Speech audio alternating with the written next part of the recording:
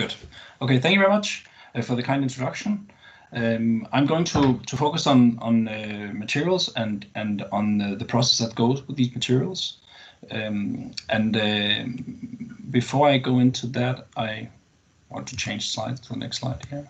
Yeah. Just a brief introduction to Topsøe. You also had the high level of our products, but at the core, what we do is that we design processes and sell licenses for these processes, and then we produce the catalysts that go into these plants. And we were founded in 1940 by Halvor Topsøe himself, and we've always built sort of the company on top of deep scientific understanding and using this understanding to solve the challenges of society. And that's also what we want to do today. So our vision is that we in 2024 want to be recognized as the global leader in carbon reduction emission technologies. And that is, of course, a change from you could say where we've historically been in the oil and gas industry, but it's still it's the same issues, which is about having a clean environment and making a difference for the society.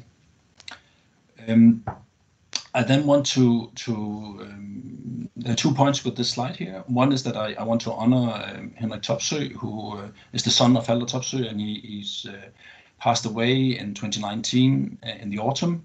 He was both a great inspiration in R&D in Topsøe, but also for the catalysis community as such.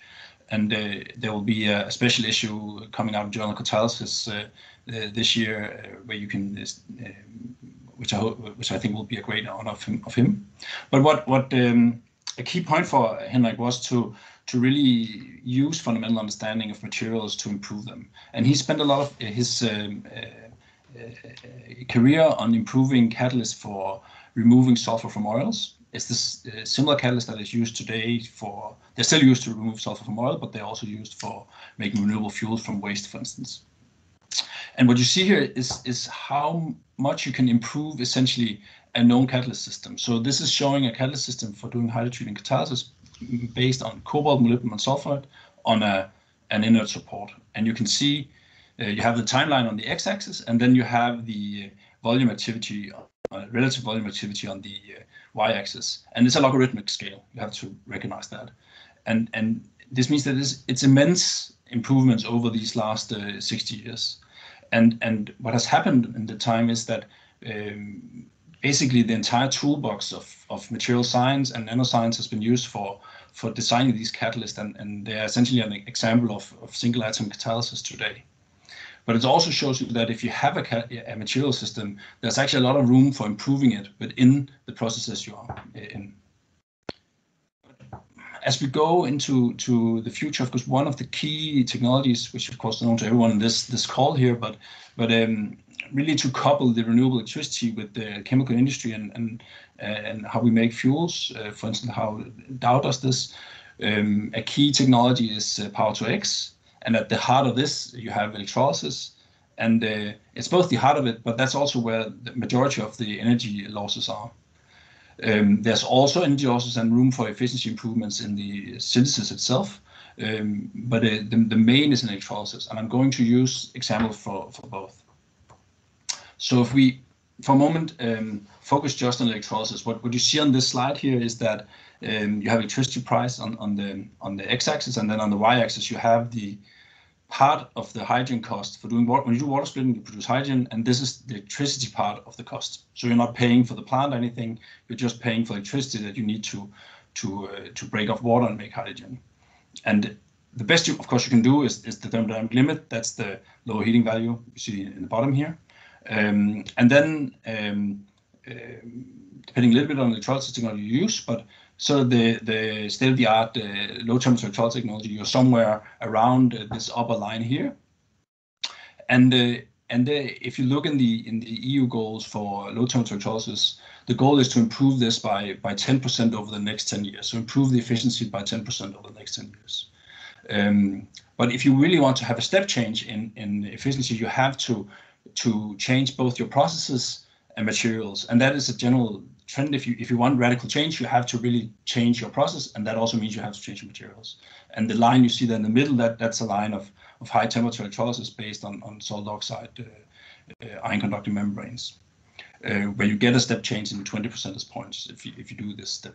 But so let's say you wanted to improve low temperature electrolysis. There's a lot of this has been an active research field for many years.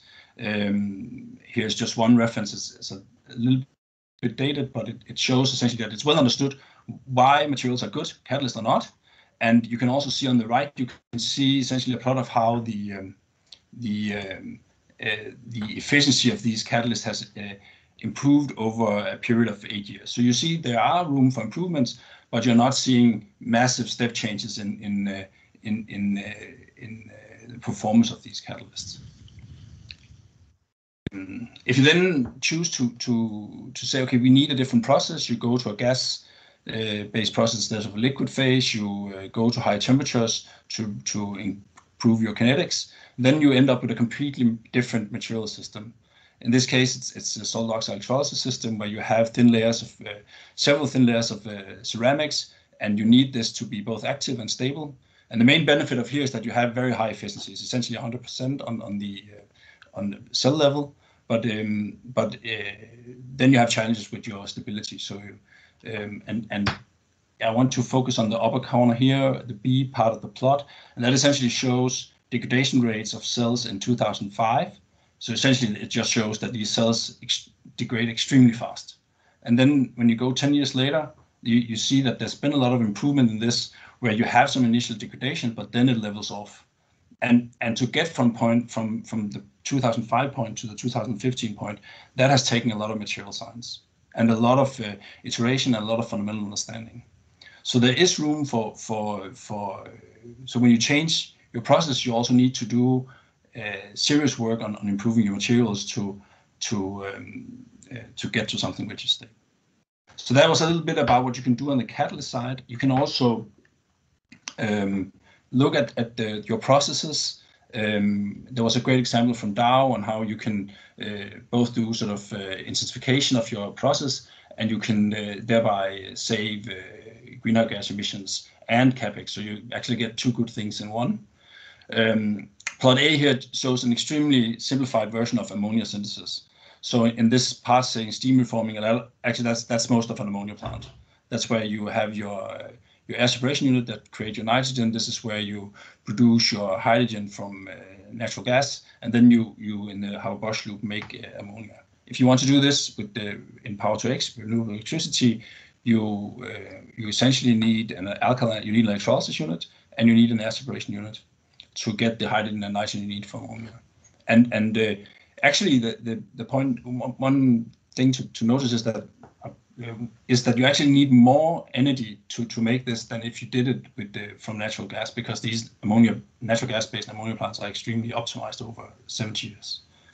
You can then get a better efficiency by having a better electrolysis technology with a higher efficiency, improving alkaline, choosing a different process, a different electrolysis process. But one can think about in a sector-coupled situation with renewable electricity is that maybe you want to have smaller, more complex plants by combining and taking away this air separation unit, for instance. And this is just one example of something we're working on, where you use the fact that the solid oxide electrolyzer is actually an oxygen conductive membrane, so you can use the SOEC for making your synthesis gas directly, basically saving some capex on the air separation unit and also making the plant simpler and with a better economic and smaller scale, and at the same time you get high efficiency, close to what you'd get from a natural gas-based plant. Ammonia is actually one of the more simple things. Making fuels is significantly more complicated, and this plot here really doesn't give. It's much more complicated than this. But anyway, this is the simplest way to do it. You have CO2, you have water, you do electrolysis, you use electricity to make hydrogen, and then you make a synthesis gas, which you feed into your favorite gas to liquid process, for instance, Fischer-Tropsch, and then you do refining afterwards. In reality, there's a lot of feedback loops in a plant like this. But notice that here you still need heat for this endothermic reaction, and you would get that for making the synthesis gas, and you would get that from burning natural gas or burning some of the products. And this will give you a loss of carbon. So your carbon efficiency, some part of that gets lost because you need to generate this heat. But of course, what you can do, similar to what Dow also talked about, and what Eric talked about, is that you can provide the heat by electricity. In that sense, you increase your carbon efficiency of your e-fuels synthesis. So this is just one simple example. There's a lot of room for improvement and optimization of synthesis of electric fuels. So this brings me to the last slide, and I just want to reiterate that if one really wants radical improvements, then you need to change both processes, and thereby you also need new materials. So that's one way of getting a step change. Of course, there's a risk associated with that, but there's also a lot of room of applying the modern toolbox of catalyst and materials development to drive improvement of existing technologies. Of course, you have to think about efficiency, stability of your systems, and then take the whole process into account when you do this. So with that, I want to finish, and thank you for your time.